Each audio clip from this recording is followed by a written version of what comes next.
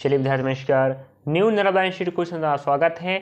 हम आपके लिए जी की जेस कड़ी को पढ़ाते हुए स्टडी जी की हम पढ़ा रहे हैं आपको, और बहुत महत्वपूर्ण टॉपिकों को ले रहे हैं। ध्यान रखें विद्यार्थियों, आपके जो पेपर की दृष्टि से बहुत महत्वपूर्ण स्थान रखते हैं। चलिए अगला टॉपिक लेते हैं, भारत में प्रथम। यहाँ से भी आपकी कितानों बार अनेक एग्जाम में प्रश्न पूछ चुका है, तो वही टॉपिक हम कवर करवा रहे हैं। भारत में प्रथम स्थान, भारत में प्रथम क्या है, चलिए यहाँ बात कर लेते हैं। आपको बहुत से डाटा मिलने वाला है यहाँ पर।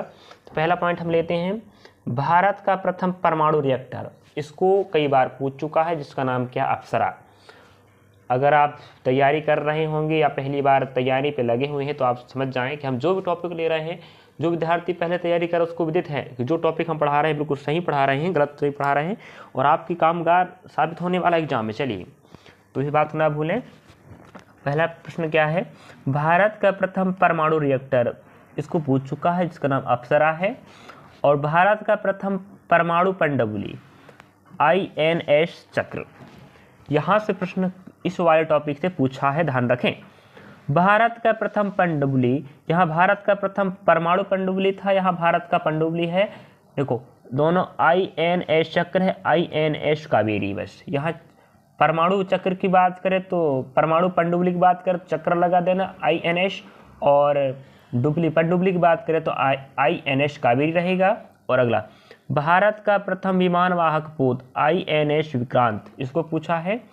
भारत का प्रथम विमान वाहक पोत का नाम क्या है, INS विक्रांत। भारत का प्रथम मध्यम दूरी वाला मिसाइल, विद्यार्थियों इस 5वें नंबर के इसको पूछ चुका है, 5वें नंबर वाले को। भारत का प्रथम मध्यम दूरी वाला मिसाइल का नाम क्या, अग्नि है। और भारत का प्रथम प्रक्षेप शास्त्र, इसका नाम पृथ्वी है, पूछा है। भारत का प्रथम आणविक केंद्र तारापुर, इसको पूछ चुका है। भारत का प्रथम आणविक केंद्र का नाम तारापुर है। अगला, भारत का प्रथम खुला विश्वविद्यालय, इसको पूछा है। आंध्र प्रदेश खुला विश्वविद्यालय कहाँ पर है आपका, आंध्र प्रदेश में है, उसका नाम है क्या, आंध्र प्रदेश खुला विश्वविद्यालय, जो भारत का प्रथम है। अगला है, प्रथम एशियाई खेल का आयोजन, इसको पूछ चुका है कितनों बार, 1951 में हुआ था दिल्ली में। अगर आप पूछ जाए एशियाई खेलों का आयोजन सर्वप्रथम कब हुआ, तो 1951 बोलेंगे।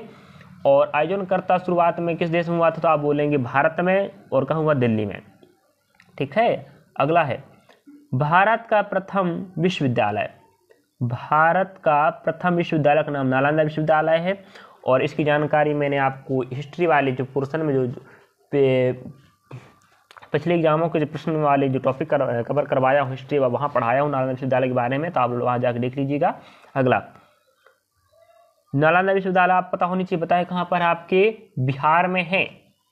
चलिए, और कुमारगुप्त हैं जो गुप्त वंश के शासक, उन्होंने इसकी स्थापना किया था। चलिए, जैसे बात करें हम, भारत का प्रथम विश्वविद्यालय मैंने बता दिया हूँ कहाँ पर है, नालंदा में है, जो बिहार पड़ता है। और इसकी स्थापना गुप्त वंश के शासक कौन, कुमारगुप्त ने किया था। और गुप्त वंश के संस्थापक कौन है, श्रीगुप्त। चलिए अगला पॉइंट यहाँ रहने वाला है, जो बहुत काम का है, भारत का प्रथम दूरदर्शन केंद्र। तो भारत का प्रथम दूरदर्शन केंद्र दिल्ली में स्थापित किया गया था, और यहीं पर बहुत जरूरी है, देश में पहली बार दूरदर्शन में रंगीन कार्यक्रमों का प्रसारण, पहली बार रंगीन कार्यक्रम का प्रसारण 15 अगस्त 1982 को किया गया था, इसको भी ना भूलें। ठीक है विद्यार्थियों। अगला लेते हैं हम 3 नंबर का, प्रथम मूक फिल्म राजा हरिश्चंद्र, निर्माता फाल्के, जिसे हम क्या बोलते हैं, फिल्म जगत का सबसे बड़ा पुरस्कार दिया जाता है दादा साहेब फाल्के पुरस्कार, क्योंकि इन्होंने ही तो फिल्म जगत की शुरुआत की थी, किसने, फाल्के ने। तो दादा साहेब फाल्के पुरस्कार फिल्म जगत का सबसे बड़ा पुरस्कार है। और प्रथम मूक फिल्म जिसका नाम राजा हरिश्चंद्र है, पूछ चुका, निर्माता कौन थे, दादा साहेब फाल्के, 1912 में बनाए, ध्यान रखना 1912 में पहली बार प्रथम मूक फिल्म बनी थी। इसमें क्या हुआ करता था, आवाजें नहीं आया करती, ओनली एक्टिंग हमें दिखाई दिया करता था, इसलिए मूक बोलते, मूक मतलब आवाज नहीं आना। ठीक है।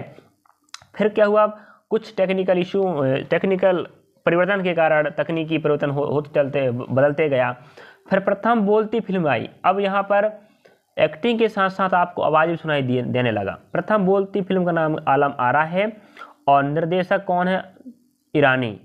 ठीक है, ईरानी ने 1931 में बनाए थे अरदेसर, आरदेसर ईरानी ने 1931 में इस फिल्म के निर्माता के रूप में काम किए थे, जो भारत की पहली बोलती फिल्म थी।